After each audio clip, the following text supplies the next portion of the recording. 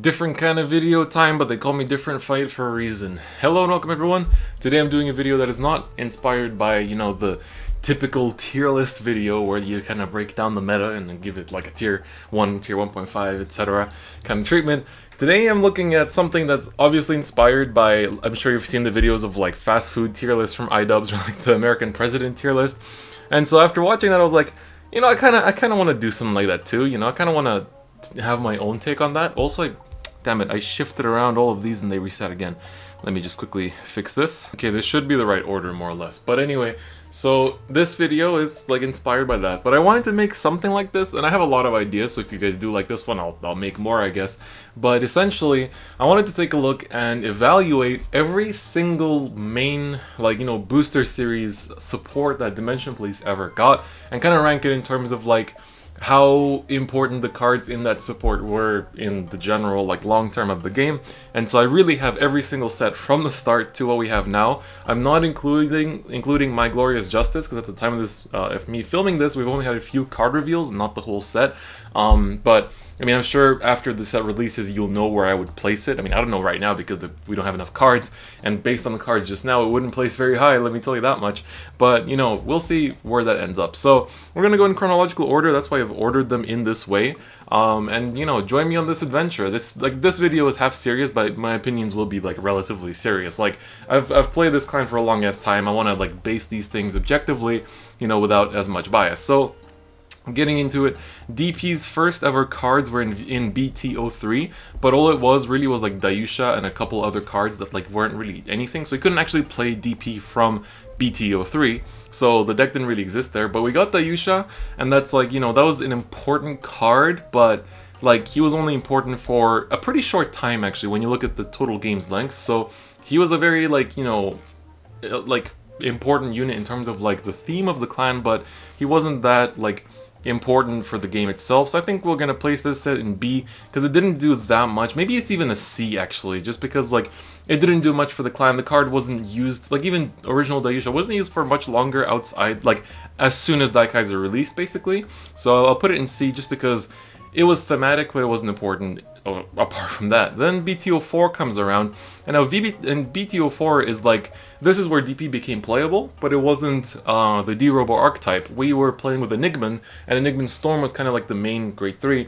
And at the time it was okay because he had the best kind of ride chain in terms of that you can search the grade 2 by just riding the grade 1, which is really good, and that gave birth to one of the upcoming decks in the future, which was after Dai Kaiser released the Crazy Diamond deck. But with this one, it was a bit it was good from the start, and the main reason why I want to place it in A tier and why it was so important for the clan is because we got Laurel in there, and I think it almost would take the S spot, but because Enigman was pretty good, but Laurel wasn't that good at the time. Laurel only became really good once we got Stride, or I guess in Legion era it was already really good, but especially when Stride came out, that Laurel became insane, and he stayed a staple for a very long time. It's only recently that he finally got kind of pushed out because we got better cards. So I'm gonna put this set in A tier because I think in terms of supporting the clan, Laurel is super important.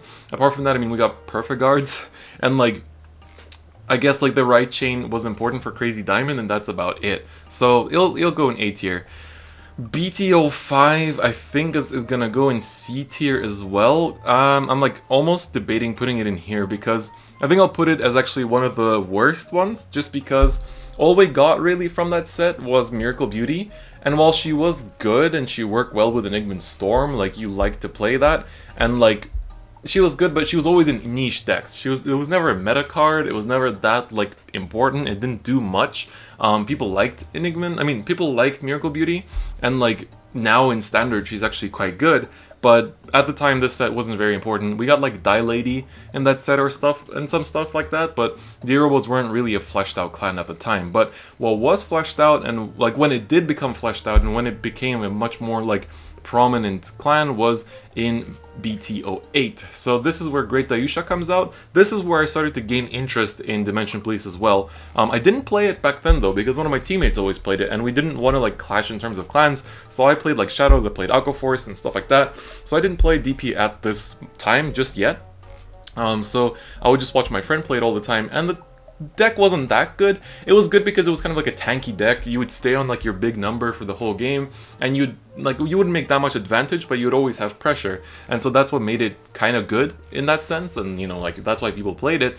But overall, like the thing is, the reason why I kind of want to put it here but not too high is because Great Dayusha stayed an important card for a very long time, and it's still played to this day because the Dai Kaiser Legion does need Great Dayusha to actually, you know, exist, to actually have that crit, to actually pull off the Legion skill.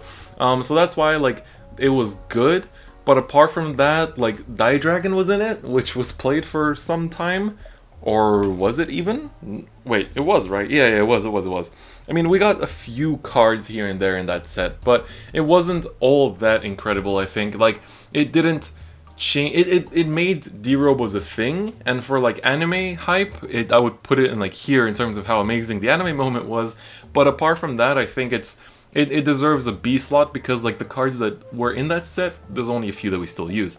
Then we get on to the big daddy, Dai Kaiser Trial Deck. This goes in S tier easily. This is when I got into DP. This is what made me convert.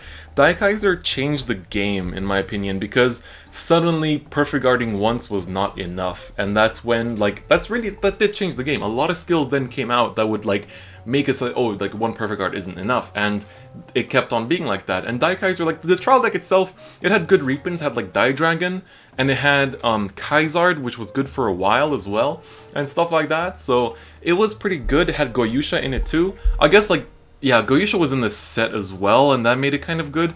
But I mean, because it's reprinted here, I'd rather put the trial deck as like S support, because it was really good. Like, the trial deck gave birth to the Crazy Diamond deck. That's what made the right chain in this set become, like, better in that sense, and that's why this set is an A tier in my opinion. But, like, Dai Kaiser stayed relevant forever, basically. Like, Dai Kaiser only stopped being relevant, I guess, like, pretty recently. I would say, like, towards, like, the start of 2018. And so, but the trial deck came out in, what, 2013? We have a poster. For whatever reason, it doesn't say the year on that poster, but I'm pretty sure it was 2013, if I'm not mistaken. It came in 2013 in Japan and 2014 in English. So it's like, in Japan, it basically stayed relevant for 5 years almost, and then, like, in English for 4 years, which is a lot for a single card that came out in Limit Break era, you know? So that's pretty damn good. Then we take a look at at BT13. I keep adding V's and G's.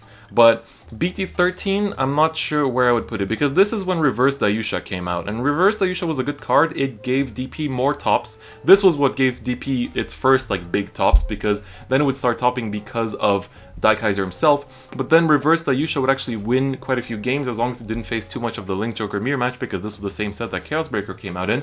And then we got other good cards in that set. Like, let me try to remember. Oh yeah, I keep forgetting that this is when Zeal came out as well, and we got one of those break rides that was like Zeal-esque. So Zeal was in this set too, but in this set, I'm trying to remember what else it was apart. Oh, we got Go Cannon that stayed good for a while, so that was also like it was a staple that was good for quite some time. But Reverse Dayusha wasn't used much, like neither was the break ride, so the two triple rares of that set weren't used for that much in general, but it boosted the clan's competitive aspect, and so I think it's pretty good for that, but I would put it here. So I think it's gonna land in the B tier, kind of the same as like original Dayusha. Like, Reverse Dayusha was good, and the anime was pog. It was really nice, but this set in itself, I think, like, it boosted DP, as I said, quite a lot, but it didn't, like, make it groundbreaking just yet. But some of the sets that we're gonna look at did make some groundbreaking changes. So then we have Fighters Collection 2015. This was Great Dai Kaiser's first showing. Not the Legion one, but the, like, extra drive check one. This was the first card to get a third drive check, which was pretty groundbreaking at the time, but nowadays, neither Shadow Kaiser, nor Dai Kaiser, nor, like, the Kaiser Greater that were in this set were that amazing. So I think this set is gonna go more or less around here. It was cool at the time, but it didn't, and it was cool and thematic, and again, the anime moment is like one of my favorite moments of the Vanguard anime ever, but as a card itself, it didn't age very well, and so as a Dai Kaiser cross ride, it was okay, but it wasn't all that amazing. Then come Metal Borgs. So this is why BT16 is here as well, because these were in different sets. So we got this in in BT17 version E, whereas in Japanese they got it in BT16. But Sinbuster and Friends were insanely good. Goes in the S tier for sure. Metal Borg stayed meta for a really long time, especially after Stride came out, because then you could like keep striding on your Dai Kaiser and then like break ride once you farmed a lot into Sinbuster, Legion up, have guard restrict with Dai Kaiser skill. It was insanely good. Like, Metal Borgs were just a really good archetype. They came out at an amazing time. Like, DP had one of the best Legion supports, I think, and that's why like I put it at S easily, because this is where the clan was super good. Like, it was really just the meta. And then like you had that clan, plus when Stride came out, we had Harmonix Messiah that every deck could use. So you had people legit just playing that. Like, you stride into Harmonix Messiah while you're on Dai Kaiser, and you would just like swing, hit rearguard, use Laurel to restand, get 6 drive checks per turn, farm a lot of cards, and then go into your Sinbuster, you know, power up like crazy, you know, blow all your Counterblast, and then go for the win on that turn. So it was pretty crazy. It was really good. Like, just a good set. It's definitely up in the S tier. Like, that set was amazing in terms of DP support, and I definitely want to put it up here. Then the first set of G, hard to say. Dai Earth is still used. Dai Earth is still a good card because Counterblast 2 for +2 in DP was something we never really had. And so that's why I think it was really good for that, and you could also still combo that off Laurel. You know, that's kind of why they're next to each other. X-Tiger was good for a little bit. X-Falcon, I think it was okay. So a lot of the other strides in this set were okay. Gallop's first entrance was meh. Like, our first stride grade 3, like the first Gallop, was really not that great. And I think that was a bit disappointing. So it was okay. I want to put it maybe even here, honestly. But Dai Earth is a staple that was used forever. Like, still used to this day. Like, D-Robo players still use Dai Earth because he's still an okay first stride, even though he costs 2 Counterblast. So, kind of want to put this set here.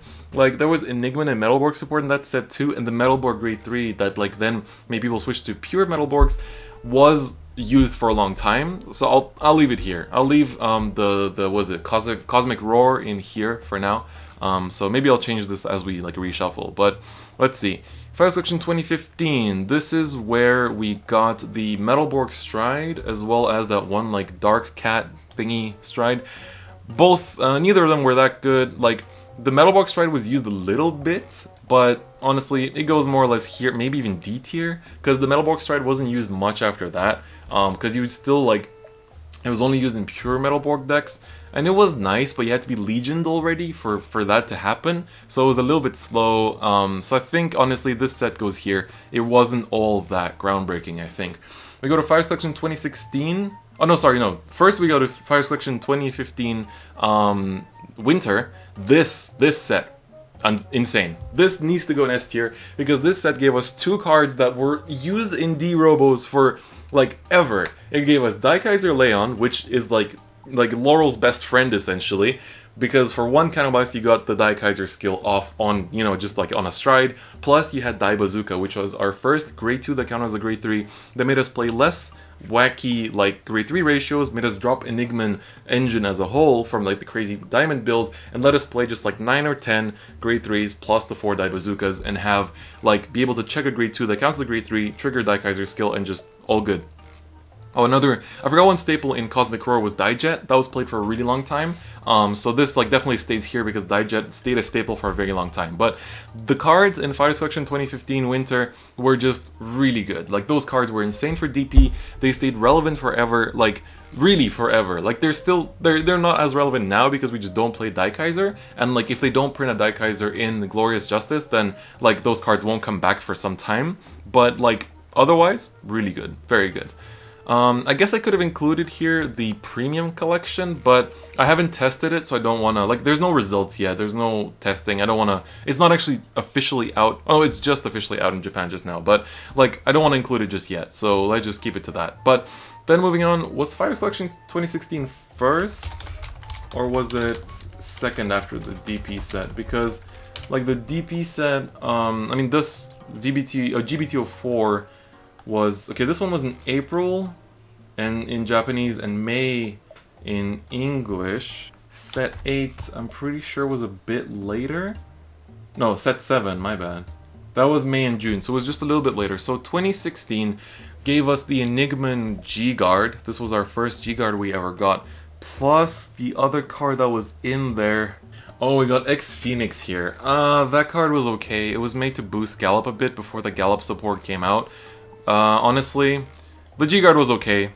Like, the G-Guard was okay, the Stride was meh. A lot of people thought it was meh. I thought it was okay because you could, like, you hit or you don't hit, you still draw a card. But, like, it really fell off super fast. Nobody plays that card anymore. It's just not, like, seen in any decks whatsoever these days. Just not worth it. But then we go to VBT04, GBT04, god damn it. This set solidified Gallop finally. It gave us the X-Gallop Stride, which boosted Gallop as this, like, deck that wants to build a field and power up the rear guards instead of just like focusing solely on the Vanguard, and we stopped getting D-Robo support as much. The Dai Kaiser Legion as well as like Yuka released around here, by the way, so I kind of pair them up here more or less. Like maybe Dai Kaiser Legion will go somewhere here, but X Gallop at first, this was okay.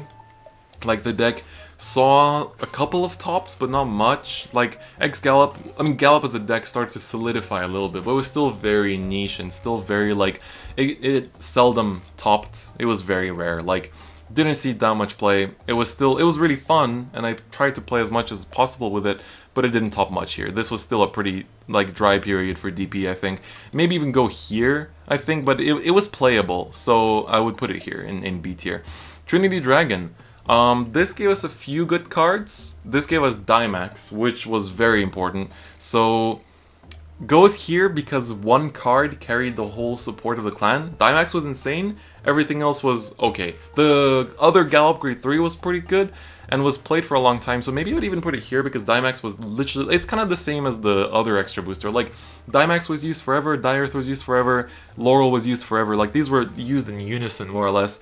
That's when Dimax was the first time that you considered whether you need to run so many Laurels, because that's when, like, it was like, you don't really want to hit with Laurel when you're using Dimax. Like, you know, that was kind of the thing, but they gave us the Laurel Stride in here, which was not that good whatsoever. They gave us that one rare Stride, that also kind of boosted things. We got X-Caravu in this set, and we got Geo5 in this set, so in terms of G-Guards, we got pretty good G-Guards, so that was nice.